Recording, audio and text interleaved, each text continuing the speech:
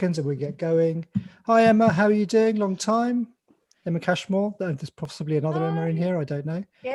Hi, everyone. Good to be here. Right.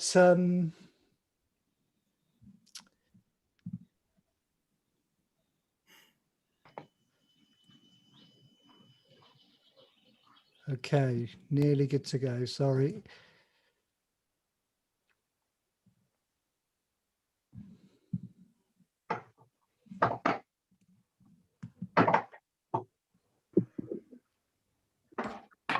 Okay, welcome everyone. I'm Chetan from micebook. Thank you for joining our micebook talks. Lovely to have you all here, and one day we will be in a beer garden doing this live. I can't, hopefully slightly better than the Watford picnic that we did last summer, but even that I would still love to do right now. Thanks for joining. Few messages. So we are recording this, so if everyone can go on mute apart from the speakers, that would be really appreciated. We're going to record this, put it into our forum and create a podcast as always. Chat box for questions. We've got a great panel, so please do post questions throughout and I will try and either bring you in or try and raise those with the panel. The objective always is to share best practice so we can recover out of this pandemic, and we do see a window. I'm sure you hopefully all agree. We love the fact that these are always really open and honest. So I thank in advance the panel for being open and honest about what they're seeing, how they're coping. So really appreciate that. Some messages re micebook. So we had the V Awards, which are closing in 2 weeks roughly. So if you are in virtual, have delivered virtual hybrid, or you've got a great supplier that has, we had a first early bird deadline finish in March. We've got some great entries in already. Best conferences, really popular, best platform. But please do submit those if you go to micebookvirtualawards.com or on mustbeonit.com. We've also launched a jobs board. So if you're recruiting, please do post your jobs, or if you know someone looking for work. So there's a jobs board, please do post there. We want to get everyone back into seats as quickly as possible. And get this industry moving. And we've also launched an event safety sector. So we know testing is going to be a big part potentially in the short term about getting back to live. So do check out on the micebook.com, we've got an event safety sector and a guide where you've got people who conduct testing, whether it's by nurses from home or whether it's them coming to your venue to do testing on behalf of your clients. So yeah, micebook messages done. Let's get started. Delighted to have a great panel join us today. So let's get into intros, name, which company you're from, and just tell us the type of work you do. Let's start with Kate. Thank you. Hi, hello everyone. Thank you for having me on the panel today. So I'm Kate Roberts from Lime Blue Solutions. I'm Director of Operations and Events. Lime Blue's been around for a few years now. I think we're in our 17th year, and I've been working for the company for 13, 14 years now. So as most agencies, we're live events, incentives, venue finding. We do the creative production design, and also we now offer the virtual side. The virtual, lovely. Lydia.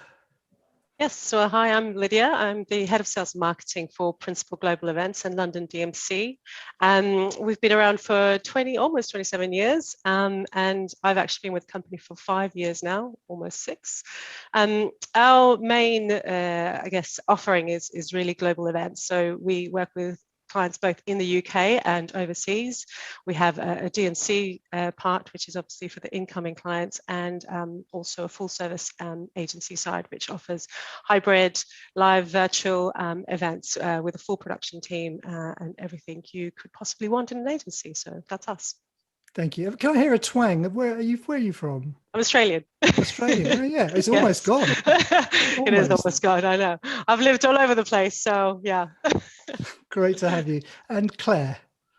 Hello, I'm Claire. I am Head of Project Management at the Penguins DRP Group. So we had our 40th year last year. So unfortunately we weren't able to celebrate it as we wanted to in a big party style, but hopefully that will come. And I've been, with the company for 15 years. So long time, but exactly similar events to everyone else. So incentive, live, virtual, hybrid, And yeah, just like navigating the change for both clients and the internal team as we've kind of gone over this year. Lovely. Great. Thank you for all joining. So what we're going to do, we're going to tackle the first main part of the section is live, because really that's where our hearts are. Of course, virtual's been a great bridge to comms, and hybrid will be a great bridge to live. But hybrid we know will be here. We'll tackle that a bit later on. But let's get into live. So briefs. Claire, let's stay with you. What are you seeing in terms of briefs? What kind of work is coming in, or inquiries coming in? What destinations, when for, what type of groups, lead times? What can you share that you're seeing from your clients since the start of the year? Yeah, so I definitely say that virtual is still there. I think in terms of the live piece, we're not quite seeing the briefs yet. I just don't think there's the confidence there in terms of obviously, we're still in this kind of roadmap journey, and obviously the steps, we're getting closer and closer. But I think at the moment, as much as I think management teams want to go into the live piece, it's also, I guess, considering the employees and seeing if they want to actually be attending that live event, because I think that's where the confidence needs to come from. But definitely we're seeing an increase. I think when the kind of roadmap got released, the move from virtual to hybrid, I don't think we're, like I say, the transition to live is not quite there yet, but definitely the transition from virtual to hybrid with small audiences, we're definitely seeing that, just to give a bit of like face-to-face interaction between people, even if it's just like a small audience. In terms of, I guess, incentives, I feel like they're picking up, because I think they're a bit further down the line, and obviously with incentives anyway, they're a lot more, the timelines on those are much further ahead anyway, so they're considering, I think more so because I think realised that actually availability of venues and DMCs and things like that are going to be lower, because obviously everyone's going to probably be going into 2022 wanting to do some sort of live event. And so I think people are definitely, in terms of incentive, trying to get more prepared, I guess, for what that's going to look like next year. But yeah, definitely on the live front in terms of this year, I don't think we'll see anything live personally until really September onwards, because I think people want to understand and see how the summer's going to play out, with in terms of, I guess, the festivals that are going on for the general public, and just seeing how that's going to be seen and approached. And then I think from then on we'll hopefully start seeing a bit more confidence lifted, because I think until people can personally feel comfortable in their own general life in terms of going out and changing back to where we were before, I think it's then moving on to the business side of things and just seeing how that works. Yeah. So on, just staying with on the incentive side, are you seeing briefs for 2022? Yeah, we are seeing briefs for 2022, and actually I think, like I say, when the roadmap got released and we kind of hit that first date in March, there definitely was a spike in terms of the incentive thing. So I think it's definitely giving people confidence to think, okay, we do need to start thinking about that and start looking at what we can be doing. So they're definitely revisiting that. And I think in more so because there's been such a, obviously I'm sure companies been rewarding in other ways, whether it's just more individual reward and or cash reward. I think they're obviously really missing that whole, especially for big sales teams or companies that really reward their sales on kind of the big trip, and that's what they plan for. I think it's good for like a bit of boost of morale to know that it is coming and that it hopefully is on the cards for 2022. And what is it, long haul, short haul? Is it a real mixed bag for 2022? Yeah, mixed bag. I'll say more probably long haul than short haul, just because I think I guess I don't know why particularly, but yeah, it just seems to be long haul. I think people just want to get far away. We're nice exotic, but yeah, it seems to be long haul more so than the short haul at the moment. Yeah, and we did a survey with the rep companies, and that's exactly what came out, was a huge amount of long haul interest. And actually Europe was not very little, but far less than you'd think. And we kind of put that down to lead times. You're going to plan a lot longer, far more in advance for long haul, and then Europe is going to be probably short haul as soon as we know we can go to Europe. Lydia, what about you? Same sort of question. Where are you at? Yeah, I mean, we've definitely seen an increase in inquiries. As Claire said, as soon as the roadmap was announced, I think the UK clients really felt like, okay, we have a roadmap. These are the steps. Let's now talk to our agencies and start kind of planning what we can and cannot do.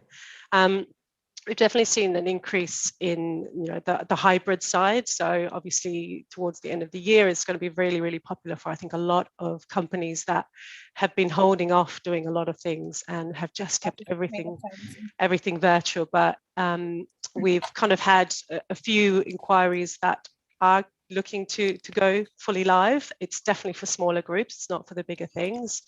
You know, when it comes to, I think, full live for some of the bigger brands that we work with, it's 2022 is going to be the year for them. It's not really something that they're going to be doing this year. I think there's the confidence not only from clients hosting the event, but also from, you know, people traveling to events is still a little bit kind of being, you know, tested. So we're going to see some differences as we go into the summer, I think, and then we'll start seeing a lot more sort of pick up. But just going on to the incentive sides, we are actually getting some incentives as well for next year, not for this year. And you know, it's good to see that there is an interest both for the UK as well as for international. So we're getting it from both our DMC side and also our global events side. So you know, that's really positive, I think, for us. Types of events, yeah, it's everything from conferences through to, you know, awards, galas, dinners, just strategy meetings. All of those things are starting to happen, which is really, really exciting. I think our team, as I'm sure our clients are really kind of just raring to go and excited to sort of come together again, which is what we're going to start seeing in the next few months. Yeah.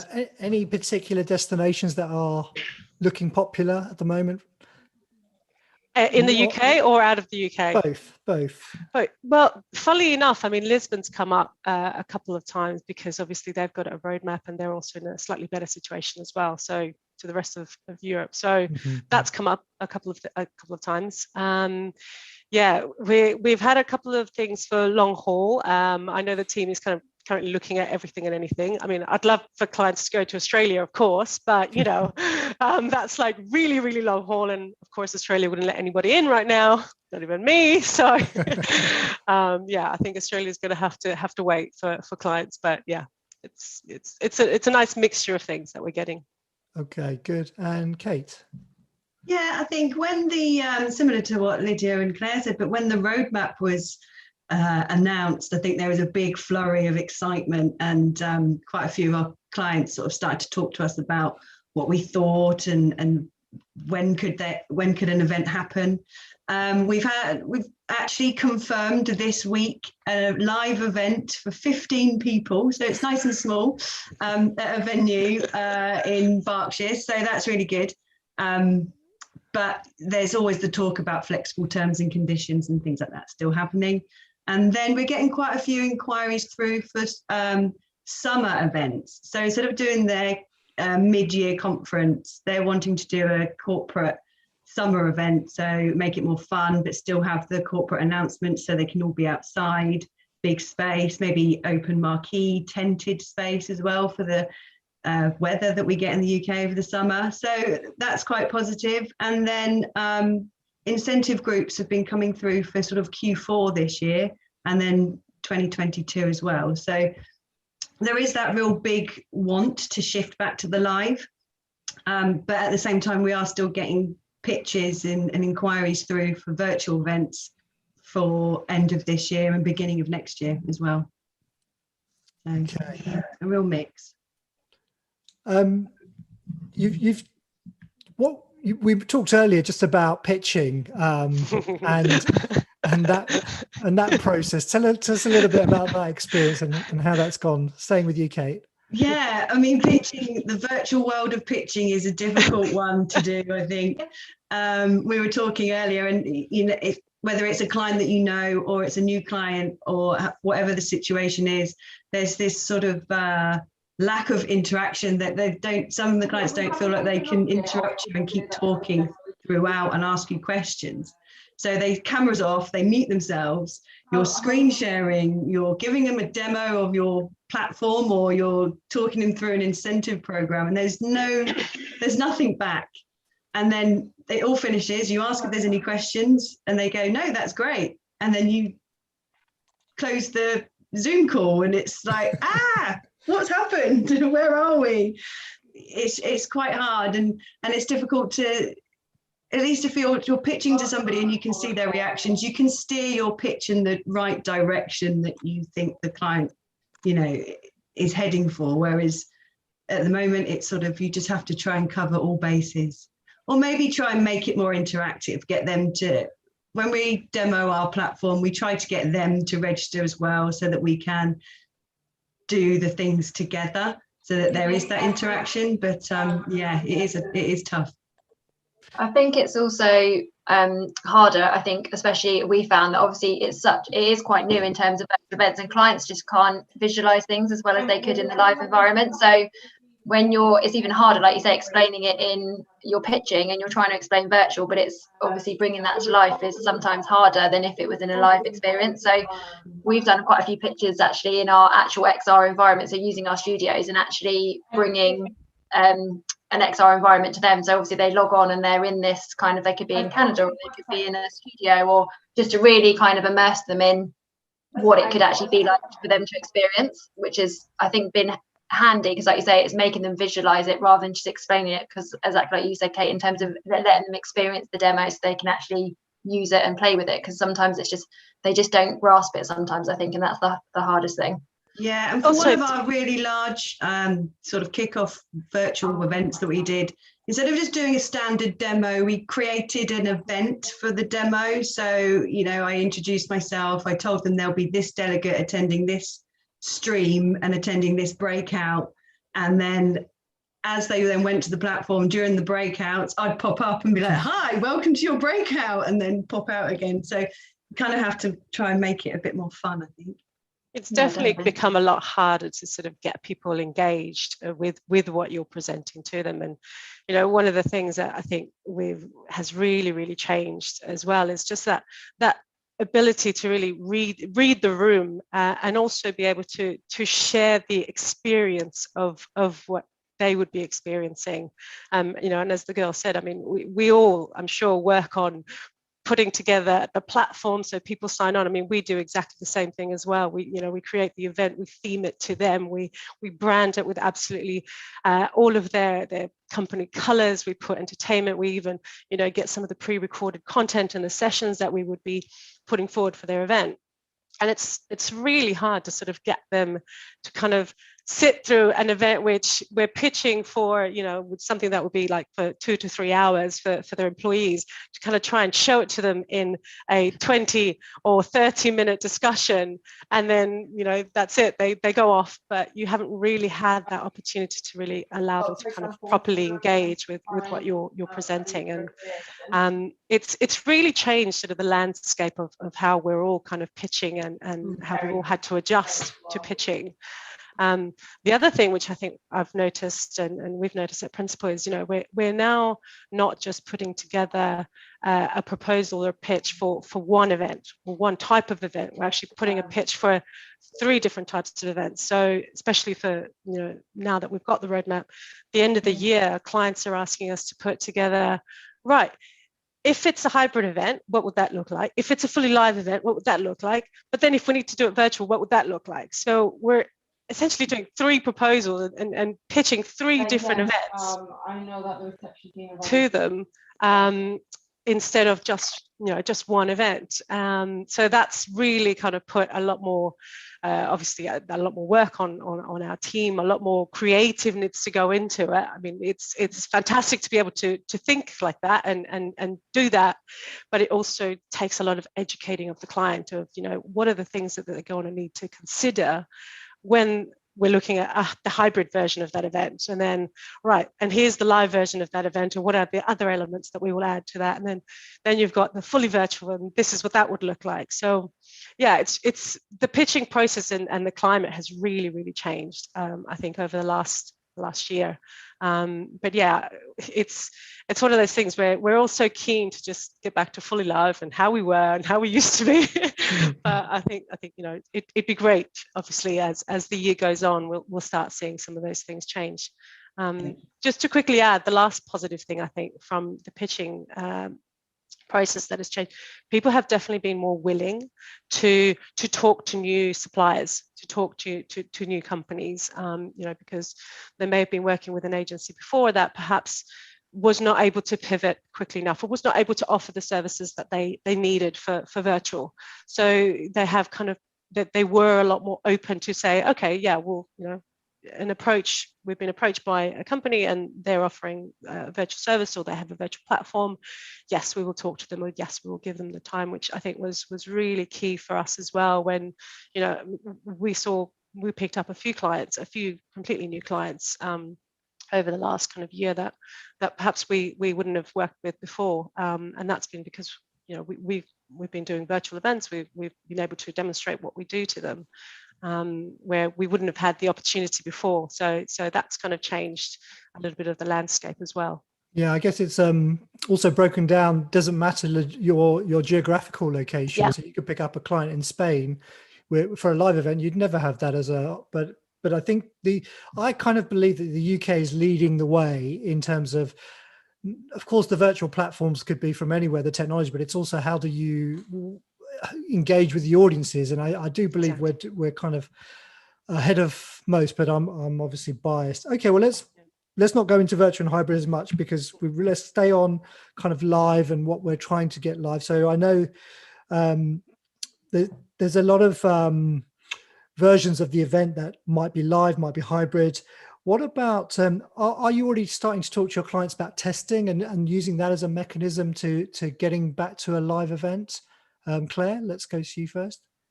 Yeah, I think it's a hard one on the testing, isn't it? Because I think at the moment we're not really sure about what the requirements are going to be in terms of obviously past the 21st of June. And we actually do have a live event just literally before that 21st of June, which we're going to be providing testing for them on site. But as we go past that date, it's, what are going to be the guidance from the government. That's all we can do, is just take that guidance and then obviously advise our clients in terms of what they should be doing. And obviously now things have changed slightly, now that they've obviously introduced the free testing that you can get a lot more often. So it's more so, I guess, from us as agencies, is following the guidelines, advising our clients, and I guess working out what's going to fit with their event and what the requirements are. Really, it's kind of hard to tell exactly what. I think if people are being tested outside of work or like more often, I think people will feel a lot more comfortable coming to events. But I think it just depends on what the government are advising, really. Yeah, Kate, so any thoughts? Have you been asked about testing?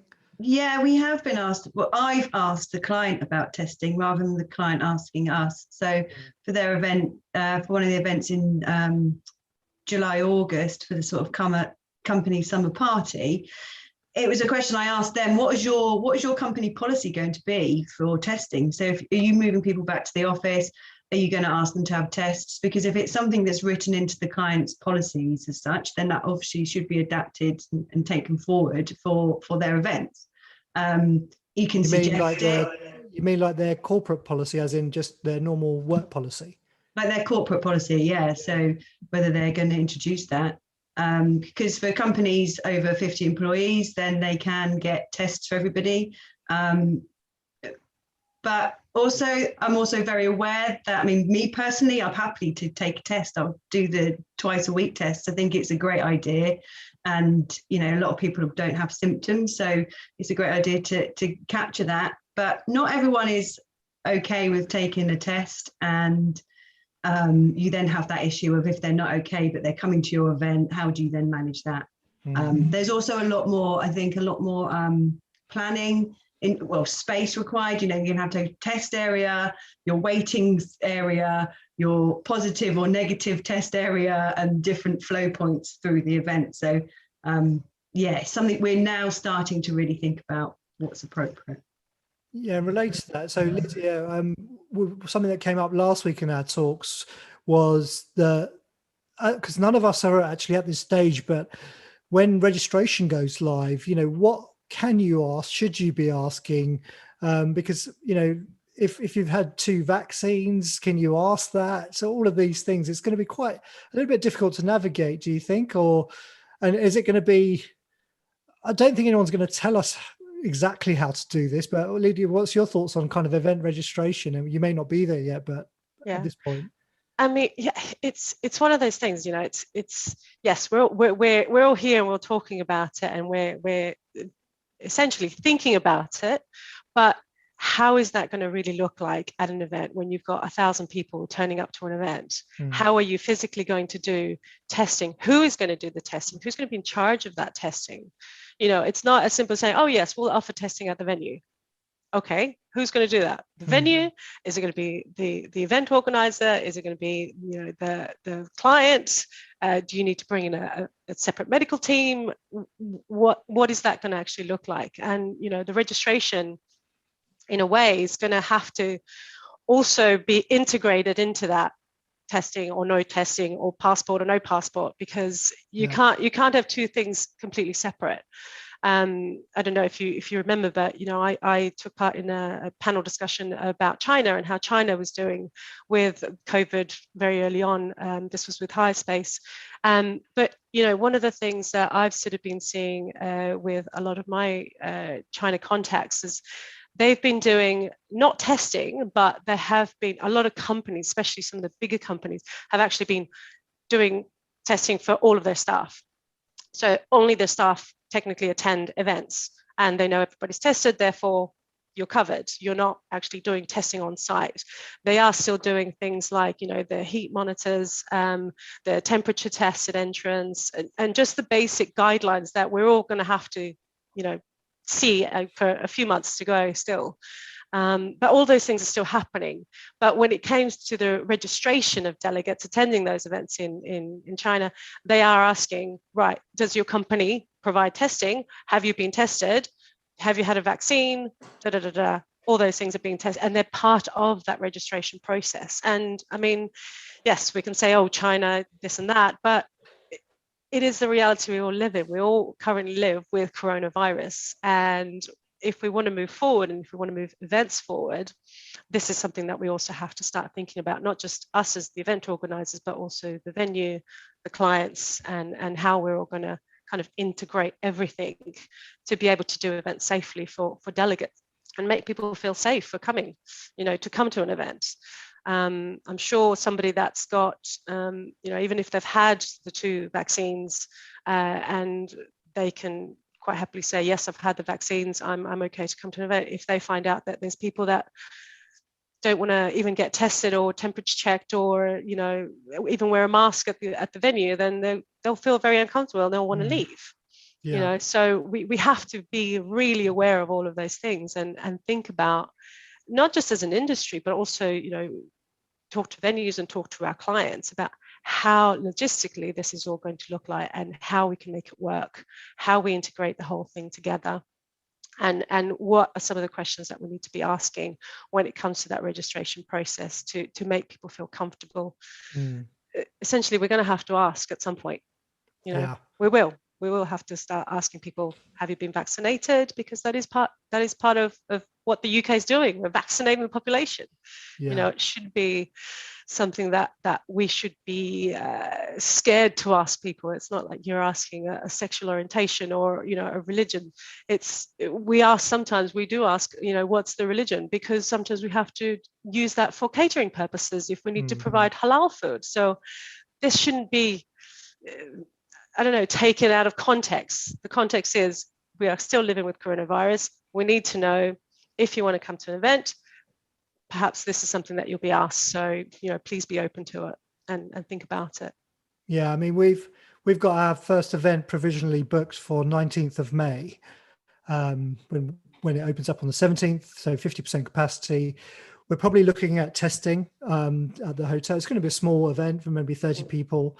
But you know, there's lots of ways to do it, and people can do it from home with a nurse on screen, get your test done, you know, have it approved, and then you're good to go. So again, on micebook.com, you've got event safety services, so lots of event safety companies that provide this testing. Okay, let's move on from that, because that is a little bit of a minefield, but I'm really keen to hear from anyone who is implementing, going forward with something, because we can all learn, hopefully, from each other. And it may not be the worst experience, and you know, but at least let's try and learn from mistakes, because that's the only way we'll get through this. And someone's going to be first, right?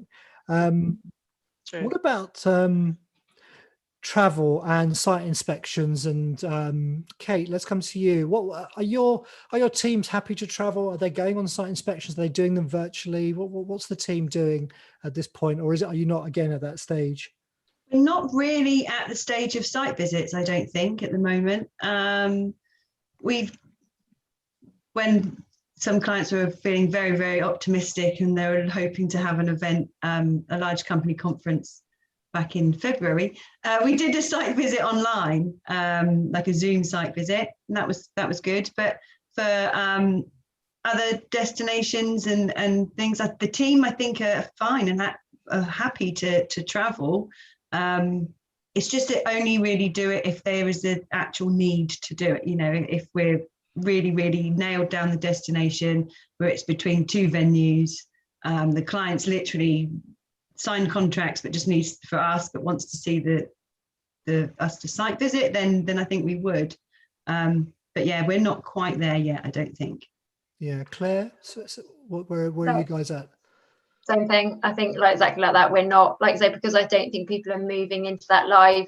Like you say, we're just kind of slowly getting those inquiries in, and even the hybrid events, the venue is either their offices or it's either like one of our studios, or it's a venue that doesn't necessarily need a site visit. So yeah, I just don't think we're quite there. But in terms of the team, I mean, I'm sure everyone's the same. Like the team are very eager to get back to live events. So I'm sure they'll be chomping at the bit to go and start looking at venues and things. But yeah, so I think from that perspective, the staff are fine. It's just like I said, I don't think there's the need for it quite yet because we're just not at that stage. And Lydia, similar question, but also we are so used to now Zoom calls, Microsoft Team calls. Do you see that being a continued way of working with our international suppliers or even domestic suppliers? So say you've got a brief, you're going to Athens for an event, but you know, at brief stage, you're actually doing a Zoom call, talking it through, etc., more than you probably ever would before it was back and forth on email. Do you see it continuing? Yeah, definitely. I mean, funny you mentioned Athens. We actually do a lot of events in Athens with our lovely friends at Vista Events. And you know, for us, it is something that has become part of our every day now because we're all working from home and we're all constantly on Zoom.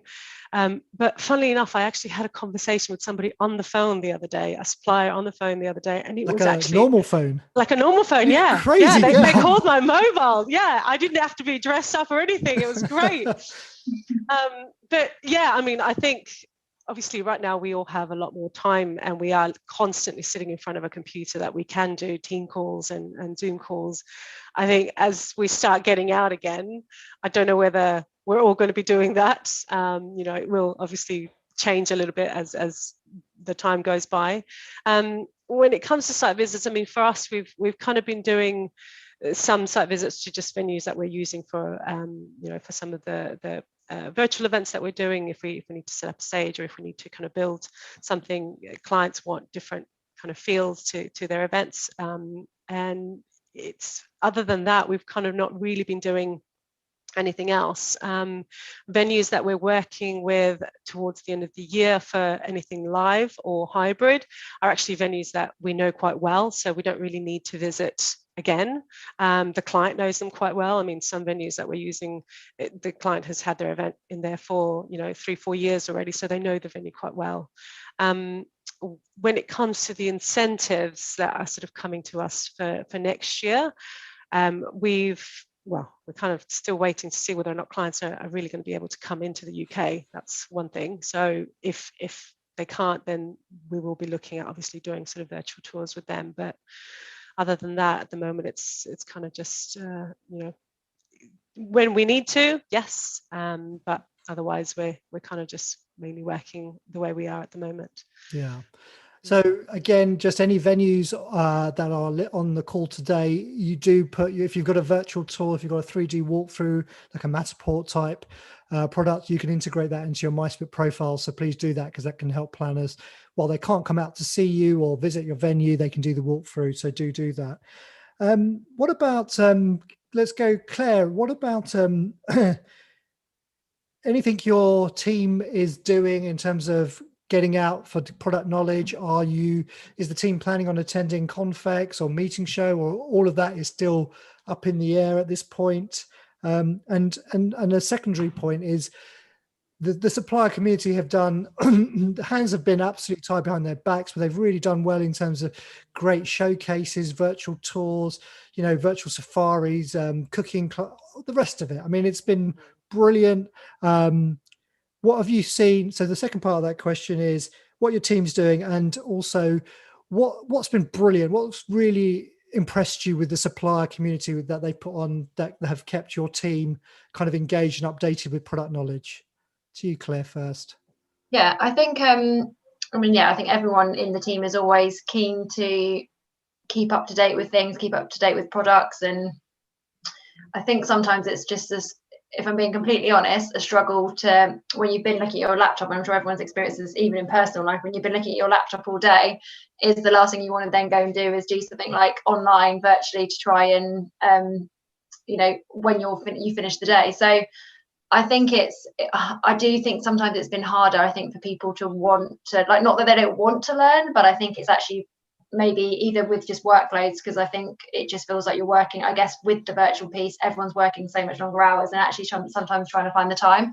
So yeah, I think it's been, from my point of view, if I'm completely honest, I've not myself really attended loads of things, just because it's just either finding the time or just, thinking, God, I just want to break from virtual. So I don't think there's not a willingness to do it. And I think obviously once we kind of move back out of this virtual bit, I do think people miss just going to physically see it, or go and see the venue, or go and meet the person in, face to face, or go and experience that physical, venue or product or whatever it may be. So yeah, I don't think there's been an unwillingness. I think it's just been maybe a bit more difficult to like keep up to date so much, because there's been, and I think sometimes it's maybe because the focus at the moment has always been virtual, and it's like very much that's what they're focusing on. And for a lot of the teams, I know especially for my team, they've been learning a whole new job. Do you know what I mean? They've been used to doing live, and they're just kind of focusing on the day-to-day of like, what am I going to do, and like focusing on that. And then I think as we start moving into more of the live stuff, and then realizing, right, I need to get my knowledge up for products and venues and things, I think that there's going to be a heightened need, I think, more so as well as an interest. So yeah, I definitely understand that. And I think at the beginning of the pandemic, it was all novelty. So everyone was signing up to everything and actually enjoying it. It was a way of connecting. But you've definitely seen a massive drop off of just desire to sit in front of another Zoom call. Sorry for everyone who's on a Zoom call currently. Kate, what about you? What's your thoughts on your team and what you attend and what you've enjoyed? Yeah, so we were looking at that actually the other day, about sort of, we try to share it across the team of who's going to go to what events, and if they're live, we'll go to them live. If they're virtual, then we'll go to them virtually. At least with the virtual ones, we could share it, so we can have more of us going. So I can attend some sessions and Ali can attend some other sessions. So that's quite good. But yeah, we're keen and ready to go to all of those sort of events, really. And I know that the team as well have been since the new year, really trying to attend more of the destination events with the DMCs and with the representation companies, and also like showcase events virtually, because like Claire said, we've focused on virtual, and we've now got to prepare ourselves for this balancing act of virtual and live, and having the knowledge of it all. And it's just nice to get a refresher, see who's there, what's changed. So I know, yeah, we're attending, our target is to attend 2 venue supplier or destination supplier webinars or calls a week per team member. So we're really having a push to try and get that up. Yeah, so you've actually got a target to keep your product knowledge and team's product knowledge up to date. Interesting. Yeah. So as a follow-up, because there is DMCs and hotels and certain convention bureaus on the call, we're moving into a different phase of virtual, and we've done it for a year. There's fatigue, as Claire mentioned, and generally about all of this. Is there any advice of what they could be doing as we move into this new phase of part live? I mean, is it now waiting to be able to meet, or what would you suggest? Or keep doing it until we can meet?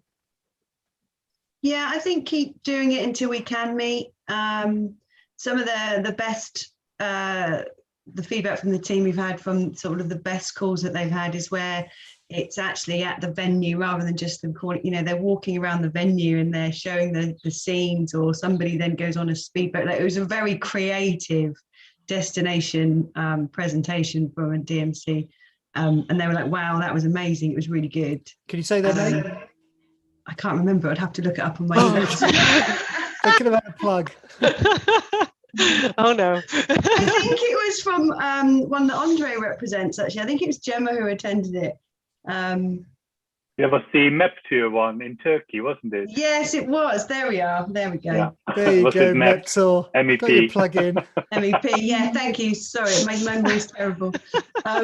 So yeah, just being creative, but it's also nice. Just, I think we sort of mentioned and touched on whether this whole Zoom connection calls will continue. And I think it possibly will, because it opens you up to a whole different audience. And, for example, if Simon wanted to come in and see us at our office, it's hard to arrange it when there's a lot of people, but he could just dial in on a call. We've got the facilities in the office. He could meet more people than he would if he came in on a set day, So I think there is flexibility with that and a further reach, really. Yeah. Lydia, what do you think about Yeah, site visits. I mean, I'm the person that lives closest to our office. Our office is in Camden, so I'm so ready to start going out to see new venues. I am excited about the number of new venues that are opening up in London this year, because obviously they couldn't open last year or at the beginning of this year, and there's just so much that's going to be opening, and I can't wait to see it. And I know some of the team are also very keen to go and see it.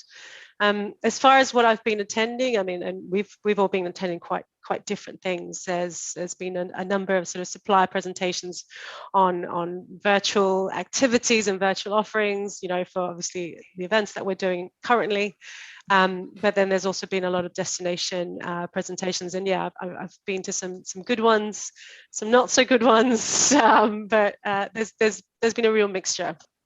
I think it's also very interesting to see just some of the creative behind what people have been, what suppliers have been putting on for people, and it's been really, really interesting to see. And I think that's kind of kept us excited and kept us talking to people, which is great, and we all kind of need to do it. But yeah, now it's the whole retraining of, right, what's new, what's going to be new for live, what's going to be new for hybrid, and what's that going to look like, and what kind of clients are going to be going for particular destinations, and so on and so forth. So I'm really excited to sort of start looking at all of that again and fully immerse back into site visits and presentations, and all of every that. day's a school day, isn't it? Every day is a school day, yes.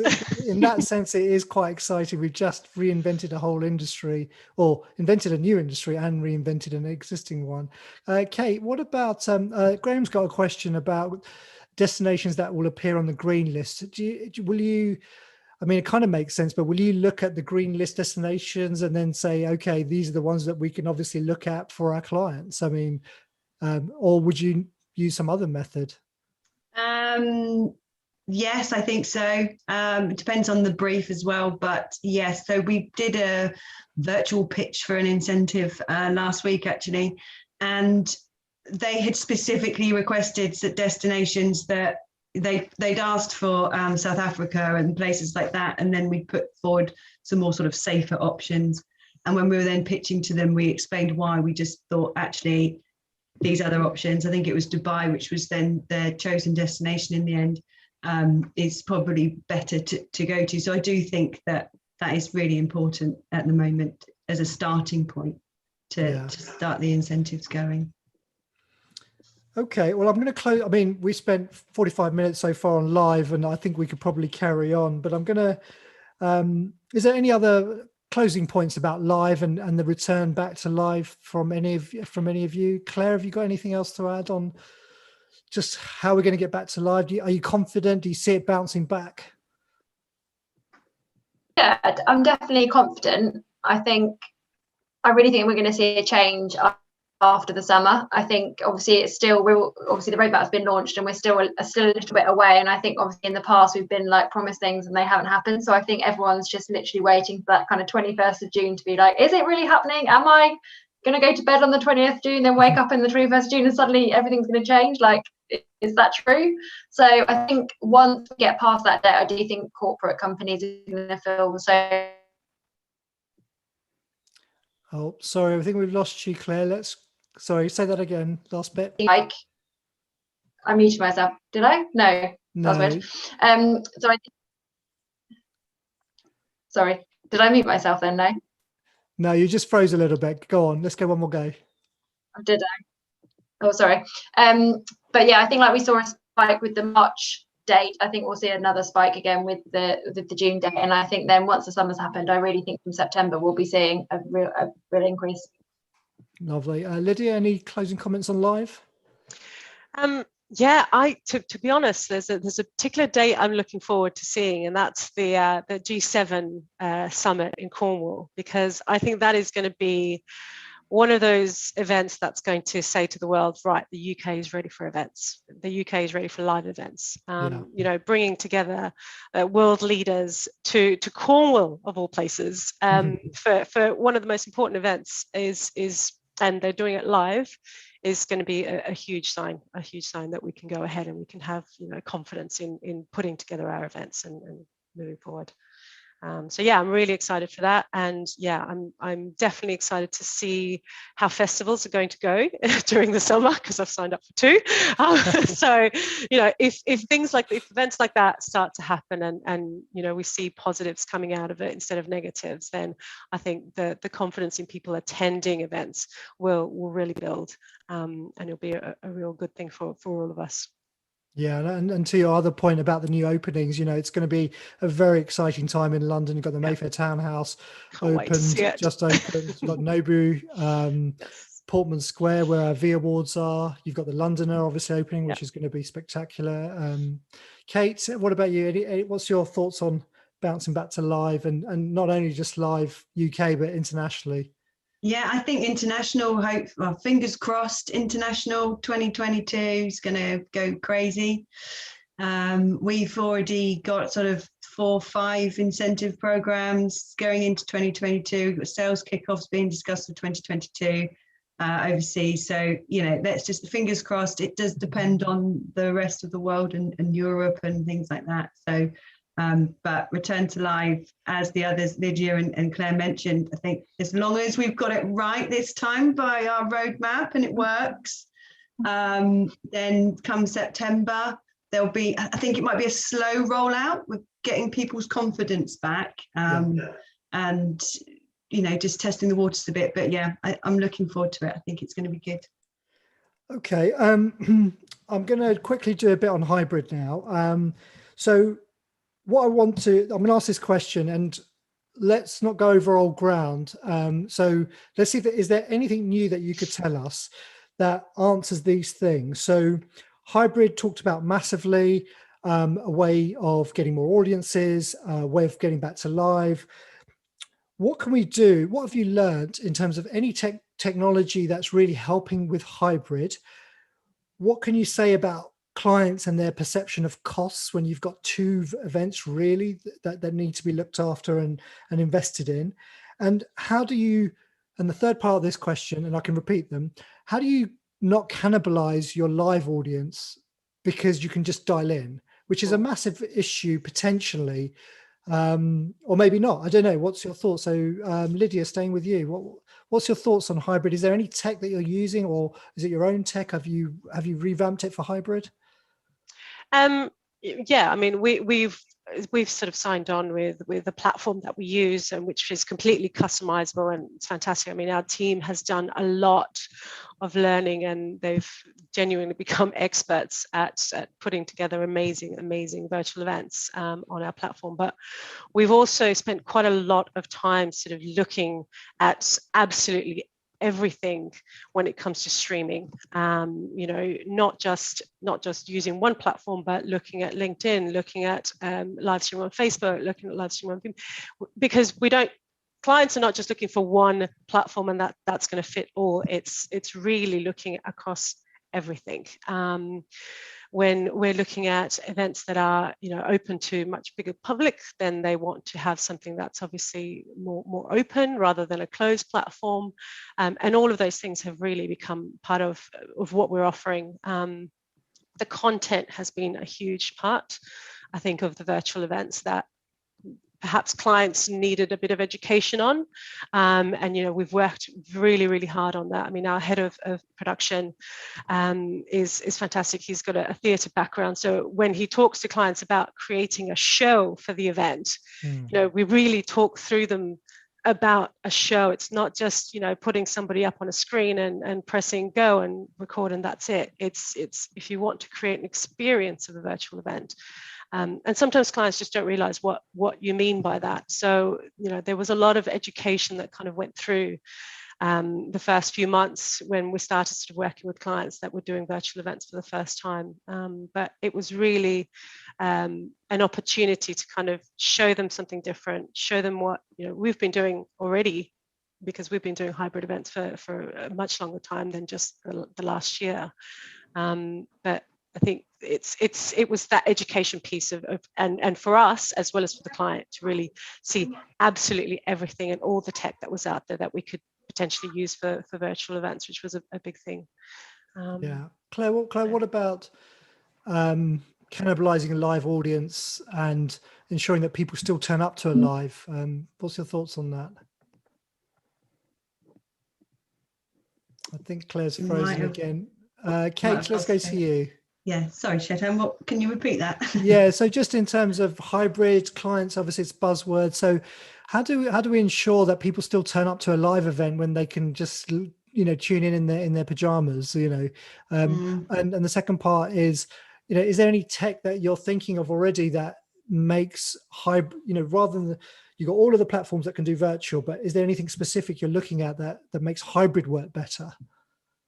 So with your first question about how to get people to go to the actual event, I think there's a shift now, rather than people having to go to a live event, because I think in the past it was more to do with like the content and the program. I think you just got to really make it specific to people who are wanting to network, aren't they? They're wanting to meet people. So by doing your live event, let's focus certain sections on sort of networking, or just try and give it a draw that is different to what it was before. But then you can't help but offer the virtual thing if it's a hybrid event. But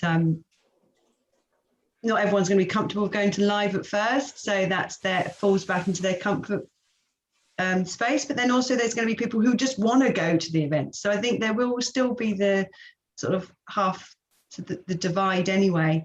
So I think thinking about the draw, what's going to bring somebody to the event. Yeah, I think you're right. I think that the initial phase is choice, and because you're taking to people's risk appetite into account, which really makes sense. Claire, what I think you might have moved to another position. Sorry, yeah, my internet was playing off a bit then. I couldn't hear any of you, but yeah, I think from our perspective, I think the challenge with hybrid is actually you realize you've now got two audiences and you can't treat them the same, and actually creating an experience for the live delegate versus creating the experience for the virtual audience really has to be considered, because a live event might be 8 hours and that's fine for someone who's at a venue, but then you can't really use that same agenda for someone who's at home, because obviously again with the whole virtual fatigue that we spoke about. So I think it's very much so, like, it is, I guess, in a way more work for us as agencies to really focus on two agendas rather than the one. So we're definitely seeing that. And I think also it's making clients realize that actually hybrid is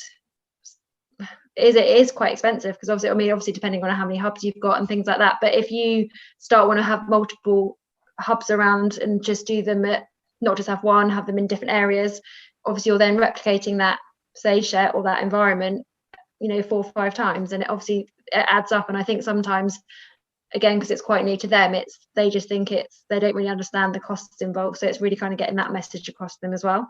And the education is quite key as well. If I can just add to that, yeah, I mean, it's one of those things where what are people going to be doing at home when everybody else is having their lunch? you know, which is a key networking opportunity for most delegates at a live event. You know, it's having that sort of in the back of your mind and educating clients about, right, how can we bring those people at home into the lunch area? You know, can we set up one-to-one meetings? Can we have iPads on the tables, like little iPad stations on the tables where, you know, people can set up a little call with somebody while they're having their lunch, somebody's at home and somebody's in the actual venue. You know, what other things can we bring into the venue to actually essentially bring people from home into the space through another way, or give people some time, you know, run a relaxation session or a yoga session for the people that are at home while everybody else is doing something else at the venue. It's things like that, having that mindset of, you know, we are going to have two different audiences. What are these people going to do at home while this is happening if they can't actually be joining? You know, and what's the value to them staying on and signing on to that rather than just going off for the day. So yeah, so there's a lot to think about, which clients sometimes need a little bit of guidance on, I think, and that's what we've definitely been seeing. Yeah, we've got the V Awards taking place at the Nobu Portman Square, celebrating virtual and hybrid, and we've got the main ceremony. Hopefully we've got a good live audience. Really excited about that. But of course, we're going to want to make it hybrid, and I've flipped between almost trying not to make it too complicated for the virtual. So we're just going to potentially stream the awards ceremony with hopefully some chat functionality. You can easily just do that on YouTube as well. I mean, that's literally what you can do, which is stream the ceremony and then they can chat on YouTube. But I obviously this is very early thinking, and I'm really looking forward to seeing, okay, what else could we do just to enhance the experience for the virtual audience without making. Sorry to interrupt.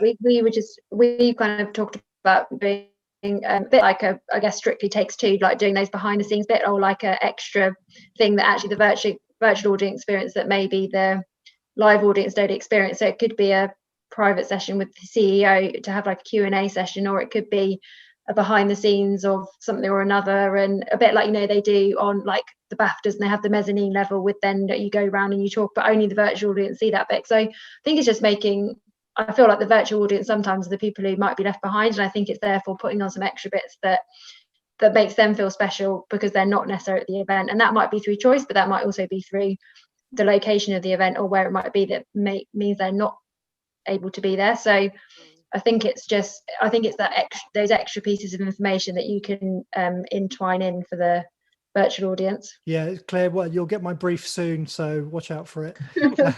So thank you, everyone. It's 4 o'clock. I'm conscious of time. I know that DRP, I think Matt Franks is a judge on the awards. Please do look to put your entries in for any virtual and hybrid work you've done over the last year. Anupa, I know from Principal Global Events, is a judge. Giles is not Giles, sorry, Clive is a judge from Lime Blue Solutions. So I'm really excited about seeing all of these entries coming in. So yeah, 2 weeks to go. So get your entries into the V Awards. That's micebookvirtualawards.com. Thank you, everyone, for joining. Thank you to the fabulous panel for your honesty and insight today. We'll see you in a couple of weeks. Hopefully we'll be live at the Nobu Portman Square. Watch out. We'll be announcing it soon. Thanks, everyone. Lovely. Thanks, Thank Chata. you. Thanks. Bye.